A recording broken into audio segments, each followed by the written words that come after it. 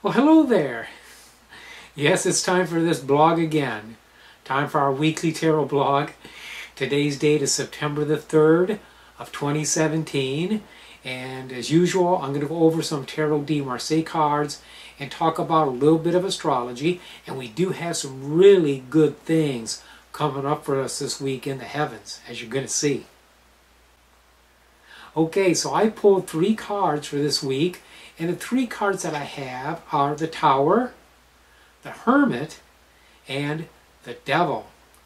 Now, of course, the Tower is breaking down of structures, things coming asunder, breaking down of realities, breaking down of things maybe that imprison us, that surround us. And the Hermit, he just takes us in. He's just standing there staring at it and saying, okay, I learned from this. I understand this, and I know this. Now, we have been in Mercury retrograde, and this for a lot of you has been a very colorful experience. So this could be part of the breakdown. This could be part of these sundering, in a way, of reality, and also, though, looking at it with wisdom, looking at it with insight, and saying, okay, I pick up the pieces, I go forward. But here's the thing, as we come out of a retrograde, which we are going to this week, September 5th, Tuesday, 12:30 p.m., Mercury retrograde is done. We could have the Devil pop up on us. Now, the Devil is unexpected things. The Devil can be disorder. It can be negative energy. It can be things that we are not watching out for. And it's not unusual to get a bump as you're coming out of a retrograde, just as you get a bump as you go in. That's just the nature of the beast. So what I've done is I've thrown some more cards to give us some practical advice. We'll take a look at those now. Okay, so the 2 minor arcana cards I pulled are the Queen of Wands and the 4 of Coins. Now notice the Queen of Wands, she is looking at the 4 of Coins very protectively. And the 4 of Coins in the middle is like a shield. It's like something is being nurtured there. Something is protected. Something is growing. So we need to protect our wisdom, protect our spiritual growth, learn our lessons from the retrograde, because retrogrades are always good for mopping things up, learning from the past. That's what retrogrades tend to trigger. They'll trigger past memories. They'll bring us into the past. But we can learn from that, recover from that, and then go ahead and move forward. So this is a week to nurture ourselves, to absorb our lessons, and then be ready to move forward.